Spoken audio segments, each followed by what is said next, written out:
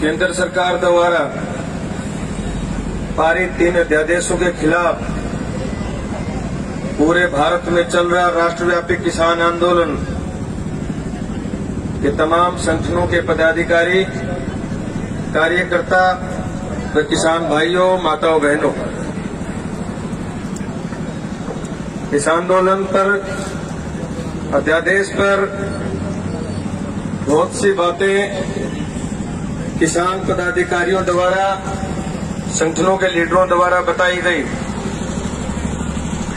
उन बातों को न दोहराते हुए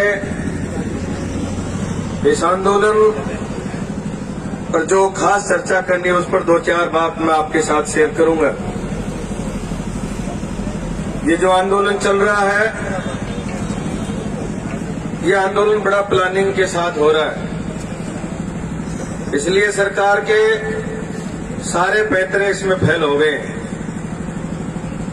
सरकार हमेशा 2014 के बाद से ही, इस सरकार ने जितने भी भारत में आंदोलन हुए हैं, उन आंदोलनों को बड़े षड्यंत्र के तहत उसको आपस में लड़ा के तोड़ा गया।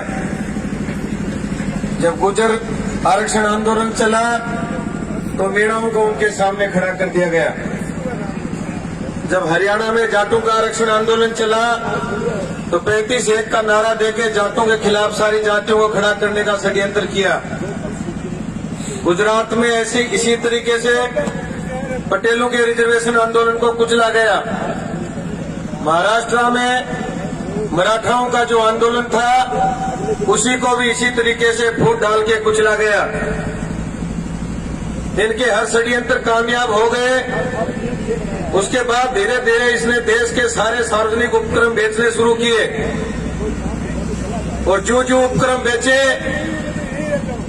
उसको फायदे का सौदा बता के देश का समर्थन हासिल कर लिया। यहां तक कि अपनी नाकामयाबी को छुपाने के लिए जो पुलवामा में हमारे जो जवान शहीद हुए, आतंकवादी घुसे, सरकार हर तरीके से फैल हुई, लेकिन उसको भी फायदे का सौदा बता के उसमें भी तो अगला चुनाव इन्होंने जीत लिया। इसलिए हर चीज इनकी कामयाब हो गई। कोरोना काल में जब बीमारी आई, दवा ढूंढनी थी, इलाज करना था, अस्पताल बढ़ाने थे, डॉक्टरों की संख्या बढ़ानी थी, लेकिन उसके उल्टे इन्होंने देश के लोगों से उन्हीं की थालियां फुड़वा दी, उन्हीं के बेलन तोड़वा दिए और लोगों ने उसका समर्थन किया। तो इन्होंने सोच लिया कि पूरे देश का जो दिमाग है वो साफ हो चुका है, बिल्कुल खाली हो चुके हैं, किसी के दिमाग नाम की चीज बची नहीं। बीमारी आई है तो भी दवा मांगने की जगह थाली बजा रहे, इससे मूर्ख लोग अब हो नहीं सकते। इसलिए इनका मनोबल बढ़ गया। उसी मनोबल का नतीजा ये है कि इन्होंने किसान की जमीन पर डाका डालने का प्रयास किया है और ऐसे कानून बनाए हैं कि इन कानूनों के माध्यम से किसान के पास 1 इंच भी जमीन बचने वाली नहीं है। और ये जब किसानों का आंदोलन छिड़ा तो ये लड़ाई सबसे पहले पंजाब के लोगों ने शुरू की। आंदोलन तो पूरे भारत के किसानों का है, लेकिन इसका नेतृत्व पंजाब के लोगों ने किया। सरकार को पता था कि पूरे भारत का आंदोलन है, इसलिए आंदोलन को कैसे तोड़ा जाए। तो पंजाब के लोगों का कुप्रचार किया कि इनके पास सामग्री कहां से आ रही है। अब ये इधर भी पुलिस वाले खड़े, इधर भी खड़े, आप देख रहे हो सामग्री कहां से आ रही है। सामग्री पैदा करने वाले लोग हैं ये। अनाज इन्हीं के खेतों में पैदा होता है, बादाम इन्हीं के खेतों में पैदा होती है, धान इन्हीं के खेतों में पैदा होता है, और आप इन्हीं से पूछ रहे हो सामग्री कहां से आ रही है। पूरे देश का पेट भरने वाले लोग आपके सामने बैठे और आप सवाल पैदा कर रहे हो। क्यों पैदा हो रहा है ये सवाल? इसके पीछे भी बहुत बड़ा कारण है, क्योंकि इधर जो लोग बैठे हैं, सारे के सारे जो सामने जो लोग खड़े बंदूक लेके, वो इन्हीं की संतान है। तो इन्हीं के हाथ से इन्हीं को मरवाना है। तो पहले इनके दिमाग में ऐसा बीज पैदा किया जाए ताकि गोली चलाने में झिझक पैदा नहीं हो।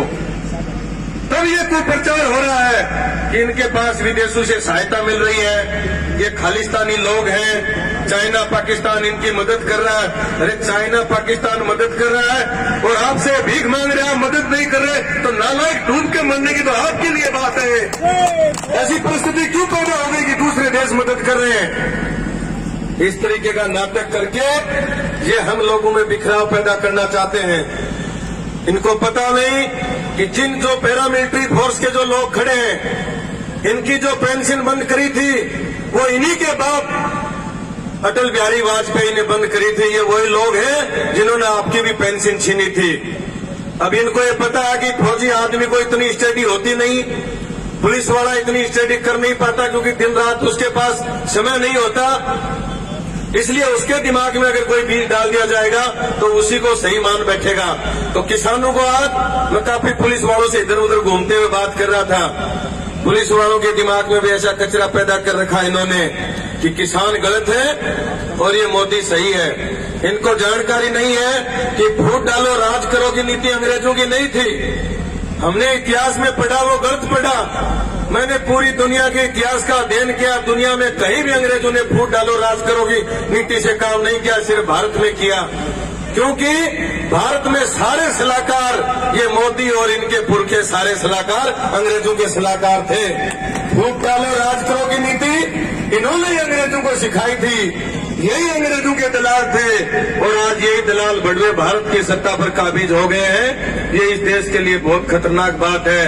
मैं तो तमाम किसान भाइयों से ये अनुरोध करूंगा कि राजस्थान के लोग पंचायत राज चुनाव की वजह से लेट पहुंचे, उसके लिए हम माफी चाहते हैं, लेकिन कल से राजस्थान के हर जिले के लोग चलने शुरू हो गए हैं। 3 दिन के अंदर अंदर इनकी पूरी जो फिजा है वो बदल जाएगी।